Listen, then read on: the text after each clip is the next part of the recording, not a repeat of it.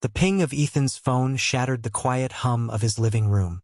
He glanced at the screen, expecting a work email or maybe a meme from Jake, his best friend. Instead, it was a text from Claire, his wife of 6 years. His stomach dropped before he even opened it. "Ethan, I think we both know this isn't working anymore. I've met someone who makes me feel alive again. Someone who can give me everything you couldn't. Please don't fight me on this. I want a divorce." His fingers froze over the screen. For a moment, all he could hear was the blood rushing in his ears. Then, against every logical instinct, he laughed.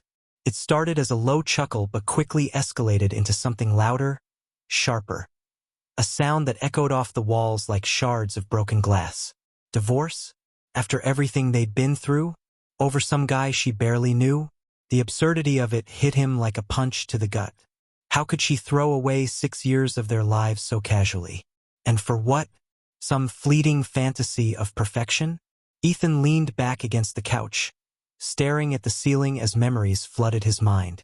They'd met during one of those rare New York downpours, huddled under the awning of a tiny coffee shop in Brooklyn.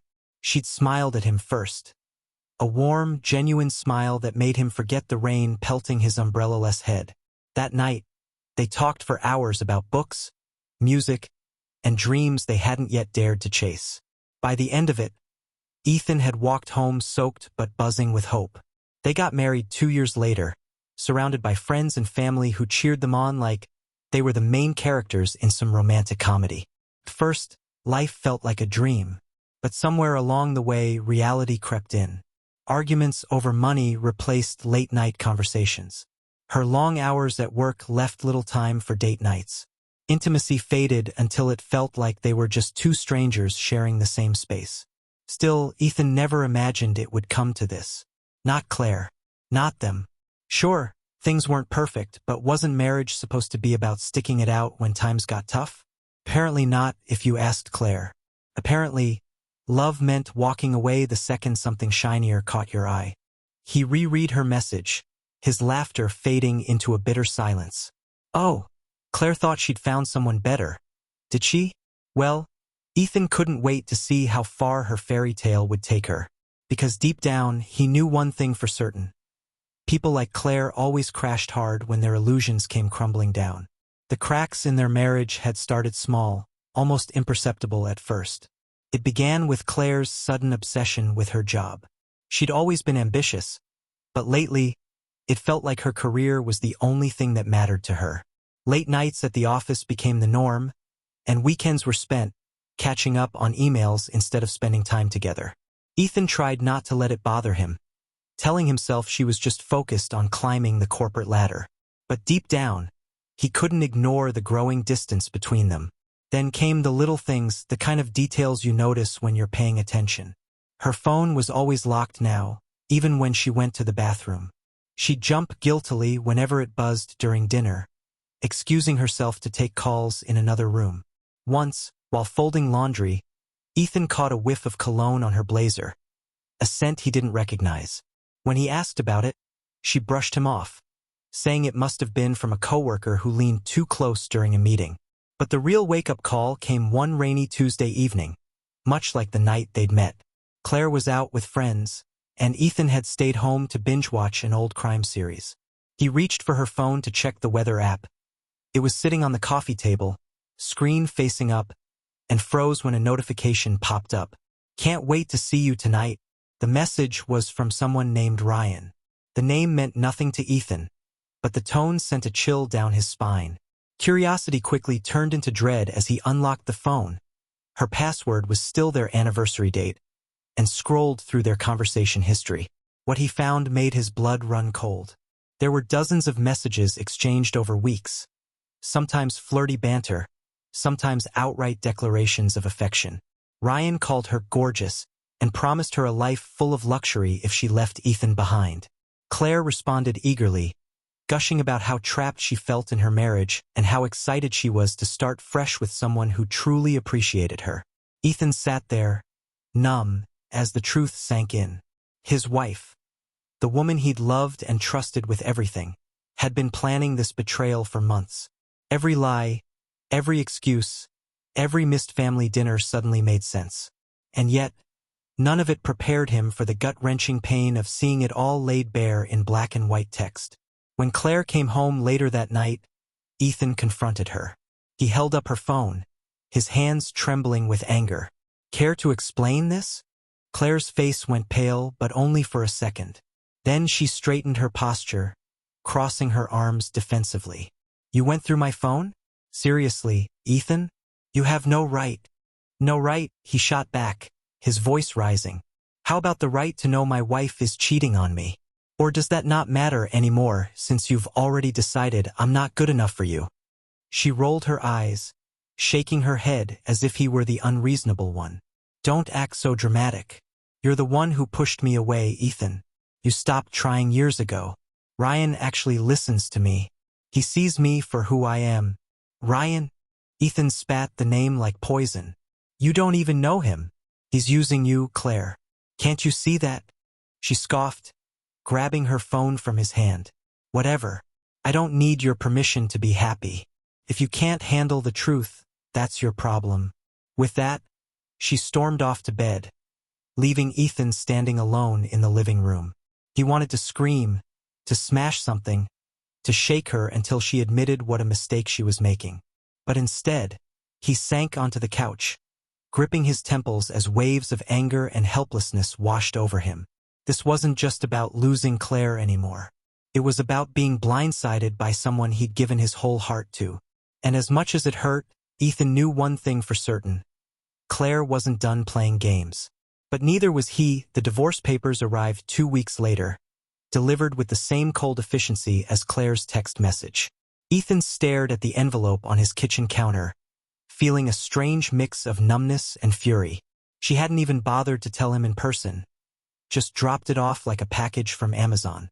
He flipped through the documents, noting how meticulously she'd listed their assets, her demands for spousal support, and a custody agreement that assumed he wouldn't fight back.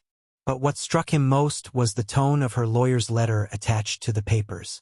It wasn't just formal, it was smug, dripping with the implication that Ethan should consider himself lucky she wasn't taking everything. The audacity of it made his jaw clench. Lucky? After 6 years of building a life together, after supporting her dreams and standing by her side, this was how she repaid him. Ethan refused to sign the papers right away. Not because he wanted to reconcile, he knew that ship had sailed, but because he needed time to process. Time to figure out his next move. Claire didn't deserve to walk away unscathed, not after the way she'd treated him. If she thought she could replace him with Ryan and live happily ever after, she had another thing coming. Meanwhile, Claire seemed determined to erase every trace of Ethan from her life. She moved out within days, leaving behind only a note taped to the fridge. "I'll send someone for the rest of my stuff." No apology, no explanation. Just those 8 words scrawled in her neat handwriting. Ethan crumpled the note and tossed it into the trash without a second glance. What happened next was something neither of them saw coming. A week after Claire filed for divorce, chaos erupted at her office. Someone, Ethan suspected one of Ryan's jealous coworkers, hacked into Claire's work email and forwarded screenshots of her private messages with Ryan to the entire company. The scandal spread like wildfire. By lunchtime, everyone from interns to executives knew about Claire's affair, her plans to leave Ethan, and her fantasies of living large with Ryan. At first, Ethan heard about it through Jake, who called him mid-afternoon, barely able to contain his laughter. "Dude, you won't believe this," Jake said between gasps. "Claire got roasted alive at work today. People are calling her home wrecker behind her back. Even her boss dragged her into a meeting about professionalism. Karma really came for her hard." Ethan felt a twisted sense of satisfaction hearing that. Part of him wanted to feel sorry for Claire, to imagine her humiliation and pity her downfall, but he couldn't muster any sympathy. Not after the way she'd thrown their marriage away without a second thought. Still, he decided to dig deeper, scrolling through social media and messaging mutual acquaintances to piece together the full story. Turned out things were worse than he'd imagined. Claire's co-workers weren't just gossiping. They were mocking her openly. Memes of her face photoshopped onto cheating celebrities circulated in group chats. Someone created an anonymous Instagram account dedicated to roasting her, complete with captions like, "When you trade love for lust," and "Gold digger goals." Even clients started pulling projects, citing concerns about working with someone whose personal drama had become public knowledge. By Friday, Claire stopped showing up to work altogether. Rumor had it she'd gone on indefinite leave, too ashamed to face her colleagues. Ethan pictured her sitting alone in her apartment, scrolling through hateful comments and wondering how her perfect plan had unraveled so spectacularly. For the first time since discovering her betrayal, he allowed himself a small smile. Maybe justice existed after all. But as satisfying as it was to see Claire humiliated, Ethan knew this wasn't enough. Watching her reputation crumble was one thing. Ensuring she understood the depth of her mistakes was another. Revenge wasn't just about making her suffer.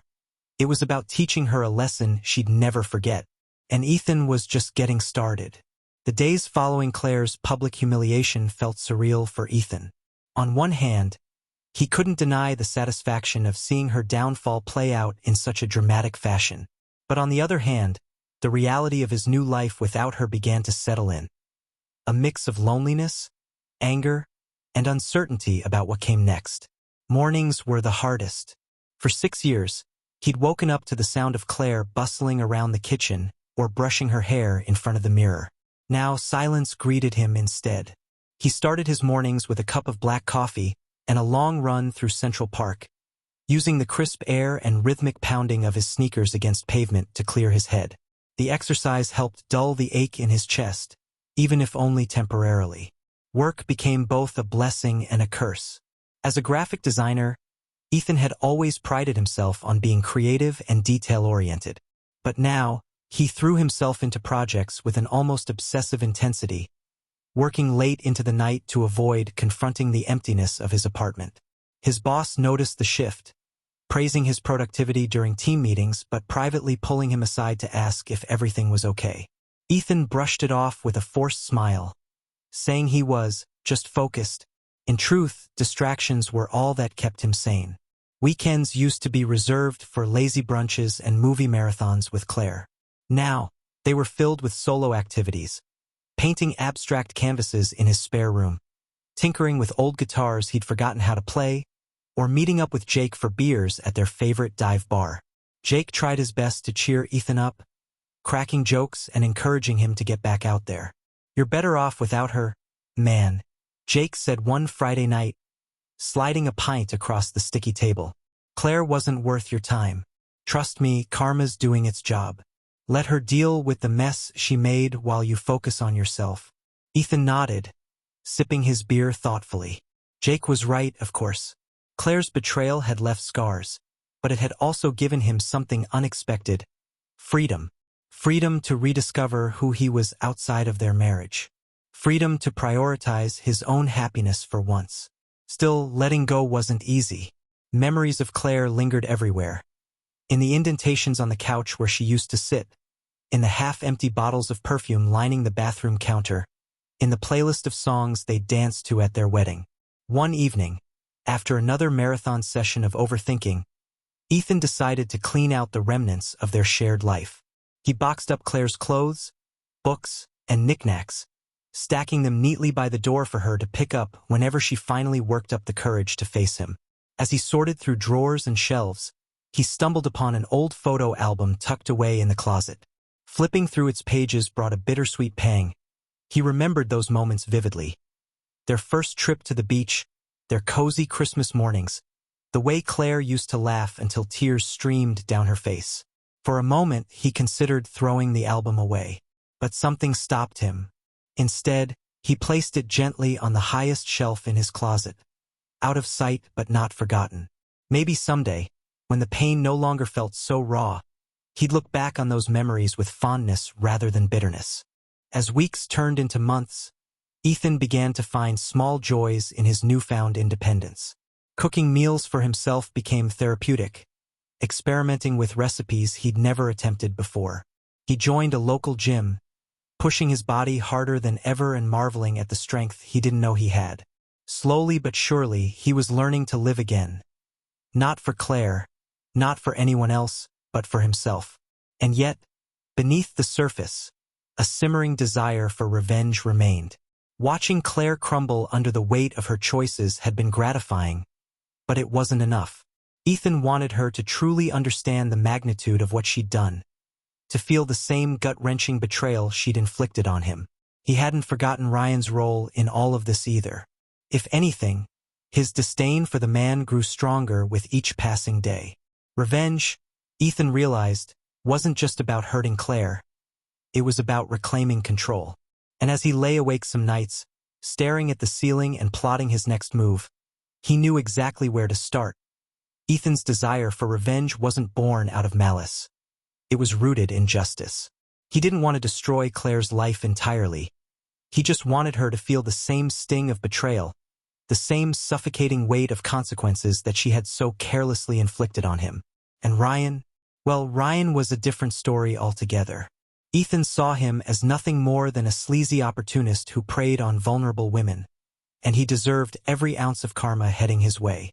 The first step in Ethan's plan came when he dug deeper into Ryan's background. A few discreet inquiries with mutual acquaintances revealed some interesting details. Ryan wasn't the golden boy Claire thought he was. Beneath his polished exterior lay a mountain of debt. Credit cards maxed out, loans overdue, and even whispers of shady business dealings.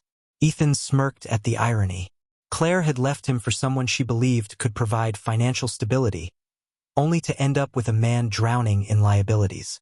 Armed with this information, Ethan decided to plant seeds of doubt in Claire's mind.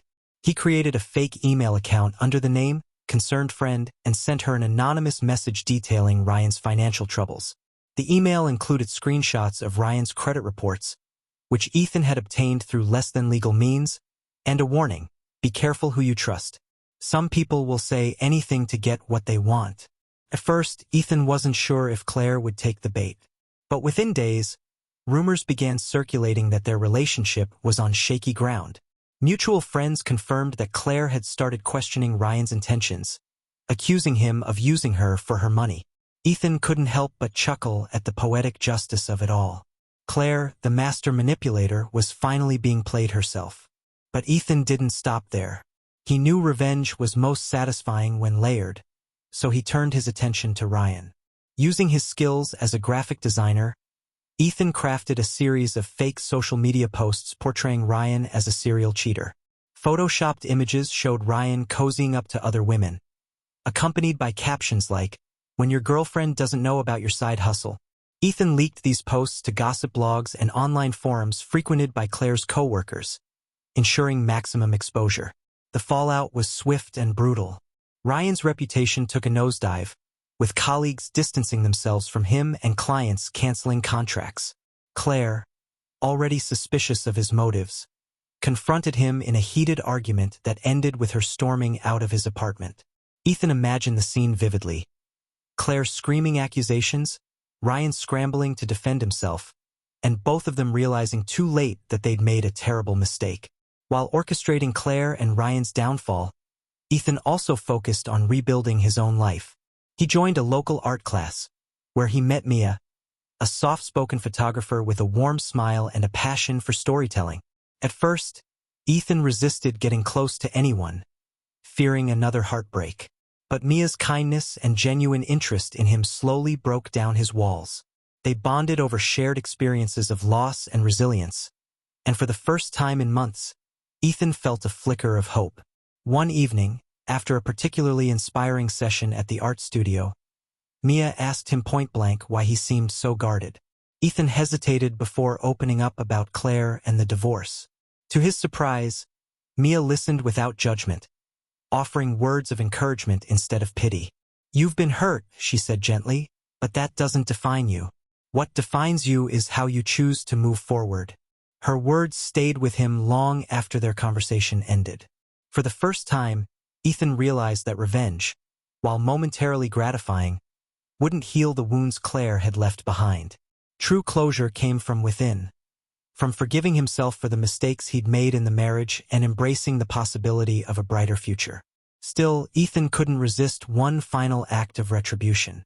He anonymously tipped off Claire's boss about her role in leaking confidential company information during her affair with Ryan. It wasn't true, of course, but it planted enough doubt to ensure Claire would never regain her footing at work. Within weeks, she resigned, unable to face the constant scrutiny and hostility from her peers. As Ethan watched Claire's world crumble piece by piece, he felt a strange mix of vindication and sadness. Part of him wished things could have ended differently, that their marriage could have been salvaged. But deep down, he knew it was better this way. Claire had chosen greed and ego over love, and now she was paying the price. With each passing day, Ethan found himself relying less on revenge and more on self-discovery. He threw himself into his art, poured his emotions onto canvas, and allowed himself to dream again.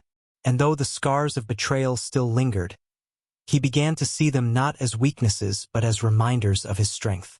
Claire's life unraveled faster than she could have ever imagined. What started as a scandal at work quickly spiraled into a personal and professional catastrophe that left her isolated, humiliated, and desperate. She had thought leaving Ethan would be the beginning of a glamorous new chapter, a life filled with luxury, excitement, and validation from someone who truly appreciated her. Instead, it became a nightmare she couldn't escape. Ryan was the first to distance himself. Once Claire began questioning his financial stability and accusing him of using her, their relationship deteriorated rapidly. Ryan, already under pressure from his crumbling reputation and mounting debts, saw no point in sticking around for a woman who now viewed him as nothing more than a liability. He stopped answering her calls, blocked her on social media, and even changed his phone number. When Claire showed up unannounced at his apartment one evening, pleading for answers, he refused to let her inside. "You're toxic," he said coldly through the door. "I can't deal with your fool acting anymore." Those words cut deeper than any insult Claire had endured at work. Toxic? Her? The same woman who prided herself on being polished, ambitious, and untouchable? The realization that Ryan saw her as damaged goods shattered whatever fragile confidence she had left. Meanwhile, her career continued its downward spiral. After Ethan's anonymous tip about leaked company information, Claire found herself summoned to yet another tense meeting with HR. Though there was no concrete evidence against her, the mere suggestion of misconduct poisoned her standing within the organization. Colleagues avoided eye contact in hallways. Clients requested different account managers. Even her boss, once a staunch supporter, seemed eager to wash his hands of her. Desperate to salvage what remained of her dignity, Claire submitted her resignation letter, a single-page document devoid of emotion or explanation. As she packed up her desk on her final day, she overheard two co-workers whispering behind her back. "Good riddance," one muttered. She brought all this on herself. The comment stung, but Claire bit her tongue and kept walking. By the time she reached the elevator, tears were streaming down her face. For the first time in years, she allowed herself to feel the full weight of her mistakes. The lies, the betrayal, the reckless pursuit of something better that had only led to ruin. Without a job or a partner to lean on, Claire moved back in with her parents, a humiliating blow for a woman who had always valued independence above all else. Her mother greeted her with thinly veiled disappointment, while her father barely acknowledged her presence. The spacious suburban home that had once felt like a sanctuary now suffocated her with memories of childhood expectations and unmet dreams. In moments of quiet despair, Claire tried reaching out to Ethan. She sent apologetic texts and voicemails, begging for forgiveness and hinting at reconciliation. But Ethan never responded. Each unanswered message drove her further into self-loathing, forcing her to confront the harsh truth. She had burned every bridge she'd crossed, leaving herself stranded with no one to blame but herself. Late one night, sitting alone in her childhood bedroom surrounded by dusty photo albums and forgotten trinkets, Claire broke down completely. She stared at an old picture of herself and Ethan on their wedding day, their smiles radiant, their eyes full of hope, and wept uncontrollably. How had everything gone so wrong? How had she let greed and ego blind her to the love she'd once cherished? But even as regret consumed her, Claire knew it was too late. Ethan had moved on, and so had everyone else. All she had left was the wreckage of her own making, a stark reminder that chasing perfection often leads to emptiness. Months passed, and Ethan found himself in a place he hadn't expected: peace. It wasn't the kind of peace that came from forgetting or forgiving. It was deeper than that. It was the quiet understanding that some wounds heal not because they're erased, but because you learn to live with them. Claire's betrayal had left scars, but those scars became part of his story, shaping him into someone stronger, wiser, and more self-aware. One crisp autumn morning, as Ethan sipped coffee on his balcony overlooking the city, he received an envelope in the mail. The handwriting was unmistakably Claire's, a shaky, uneven scrawl that betrayed her emotional state before he even opened it. Inside was a handwritten letter, its pages filled with apologies and explanations. She admitted she'd been selfish, blinded by ambition and insecurity. She begged for forgiveness, claiming she still loved him despite everything. Ethan read the letter once, then set it aside without responding. He didn't feel anger anymore, just sadness for the person Claire had become. She was broken, just like he had been after discovering her affair. But unlike him, she hadn't yet learned how to rebuild herself. Forgiveness wouldn't fix her. Only time and reflection could do that. That evening, Ethan took the letter to his fireplace, watching as the flames consumed the paper. As the edges curled and blackened, he felt a weight lift off his shoulders. This was his closure, not reconciliation, but release. Letting go of the past meant refusing to let Claire's choices dictate his future any longer. In the weeks that followed, Ethan threw himself into new beginnings. His art gained recognition at a local gallery show, earning praise from critics and collectors alike. Mia remained a steady presence in his life, their bond growing stronger with each passing day. They weren't rushing into anything. Both were cautious after past heartbreaks, but there was a comfort in knowing they were building something real, something rooted in mutual respect and shared vulnerability. As winter approached, Ethan stood on the same Brooklyn street where he and Claire had first met all those years ago. The rain fell gently this time, pooling in the cracks of the pavement. For a moment, he allowed himself to remember the laughter, the dreams, the love that had once been so pure. Then he turned away, stepping toward the warmth of a nearby cafe where Mia waited with 2 steaming cups of coffee. Life wasn't perfect, and maybe it never would be. But Ethan had learned that perfection wasn't the goal. It was growth, resilience, and finding joy in the journey.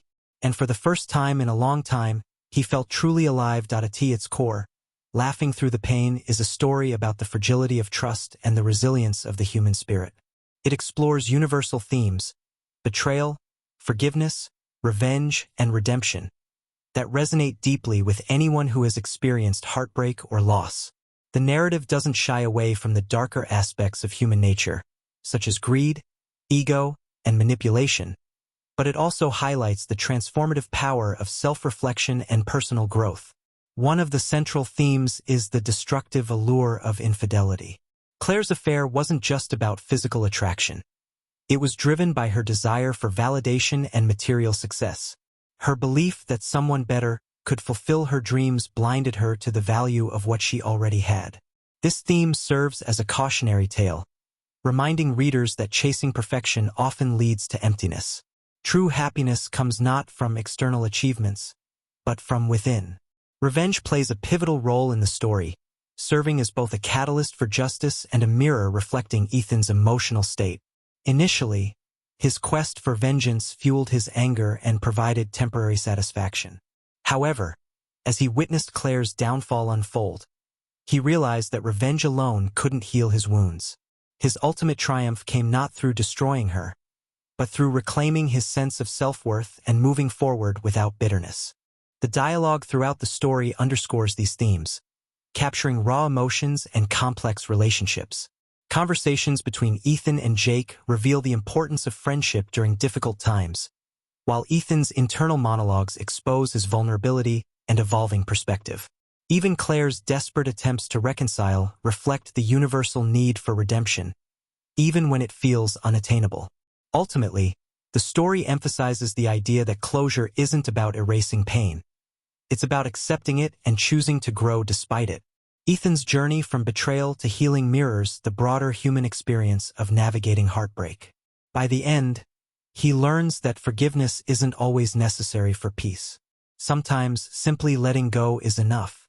Through impactful descriptions and natural-sounding dialogue, Laughing Through the Pain delivers an emotionally charged experience that lingers long after the final word. It challenges readers to confront their own fears, desires, and mistakes, offering a message of hope. No matter how far you fall, there's always a chance to rise again.